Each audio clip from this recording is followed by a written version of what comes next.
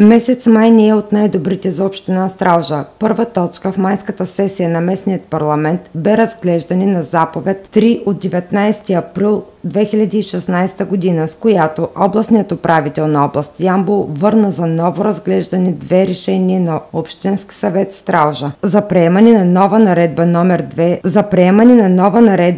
2 за придобиване право на собственост и ограничени вещни права за предоставяне на управление под наем и разпореждане с имоти и вещи общинска собственост и за промени в наредба номер 17 за регистрация, отчет, правила на движение и изисквания, на които да отговарят пътните превозни средства с животинска тяга в община Стралджа, поради неспазване на закон за нормативните актове. Малко след това последва новината, че при ежегодното проучване на фондация програма Достъп до информация община Стралджа, единствена от област Ямбол, не е отговорила на подаденото заявление за достъп до обществена информация и от 63-то се е сринала на 400-то място в рейтинга по активна прозрачност от общо 565 институции в страната. Припомняме, че и 24 дни на официалната страница на общината бяха оповестени егенетите на земеделските стопани в протокола за разпределяне на общински пасища и мери между правоимащите собственици на животновъдни обекти в община Стралджа.